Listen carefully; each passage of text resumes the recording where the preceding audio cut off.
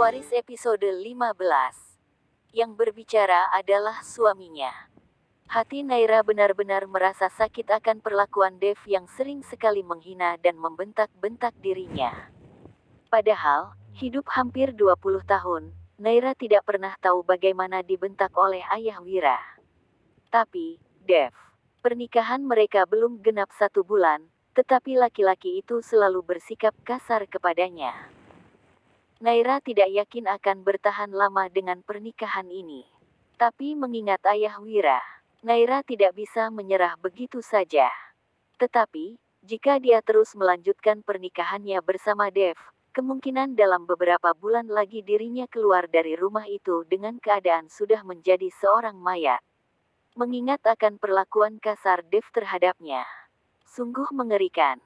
Aku ingin sekali pulang ke rumah ayah. Naira menangis di dalam ruang ganti itu. Ia benar-benar menyesali pernikahan ini.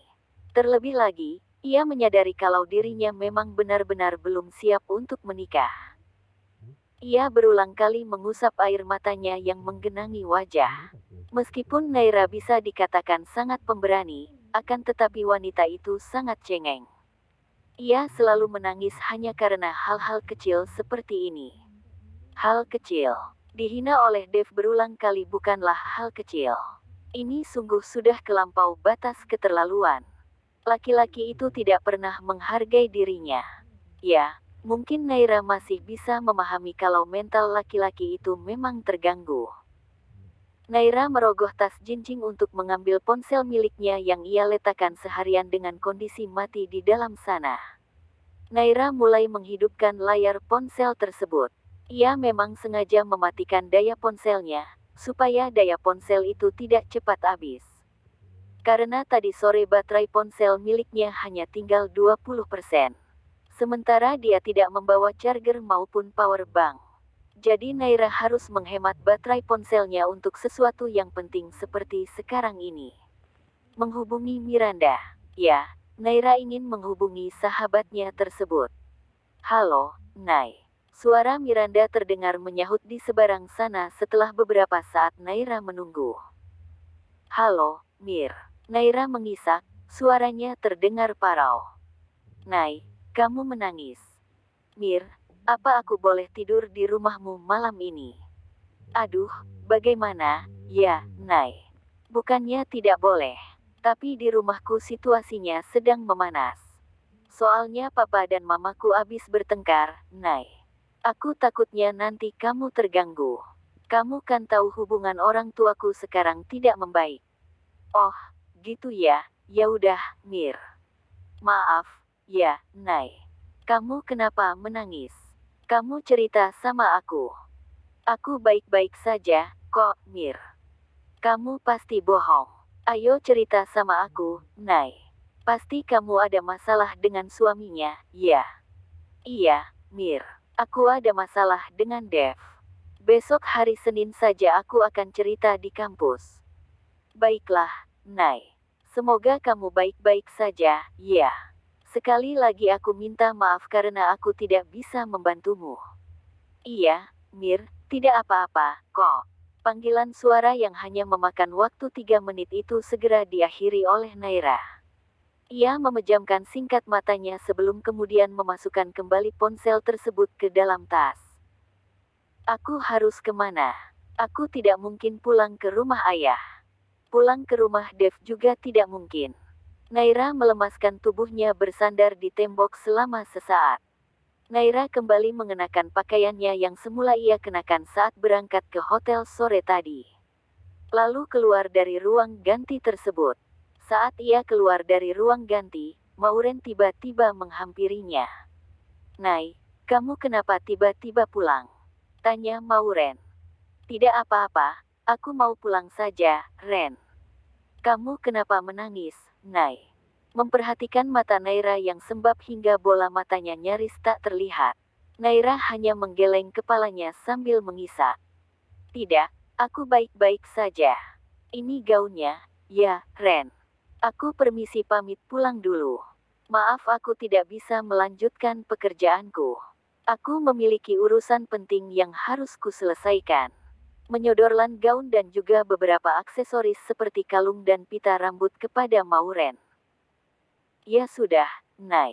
Aku nanti akan membantu bilang ke pengurus EO dan ke Windy, supaya gajimu bisa turun. Tidak usah, Ren, aku tidak apa-apa kalau tidak digaji. Aku permisi. Kau benar-benar baik-baik saja, kan, Nay? Menarik pergelangan tangan Naira untuk memastikan bahwa wanita itu benar baik-baik saja. Iya, Win. Aku baik-baik saja. Naira mencoba tersenyum.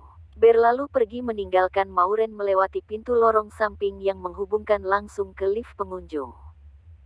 Dengan air mata yang masih menggenang dengan jarang, Naira memasuki lift dan menekan tombol nomor 1 hingga alat angkut itu membawanya ke lobi utama. Setibanya, saat Naira hendak keluar dari lift yang pintunya baru saja terbuka. Lagi-lagi dirinya harus bertemu dengan Dio di depan sana. Rasanya Naira ingin sekali mengumpat keberadaan laki-laki itu. Kenapa dia selalu berada di mana-mana? Bodohnya Naira, ini kan hotel milik keluarga Dio, tentu saja dia berkeliaran.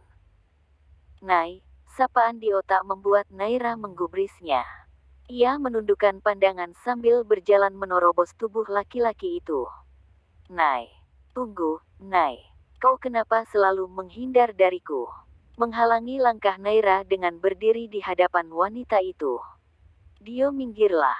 Naira mengangkat wajahnya, menghunuskan tatapan tidak suka. Suaranya pun terdengar kesal. Dio menyipitkan matanya memperhatikan wajah Naira yang sembab. Kau menangis, Nay. Tidak. Naira kembali menerobos tubuh Dio dan berjalan cepat keluar hotel meninggalkan mantan kekasihnya itu.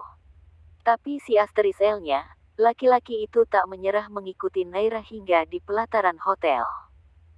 Nay, tunggu, berusaha menarik pergelangan tangan Naira hingga langkahnya terhenti.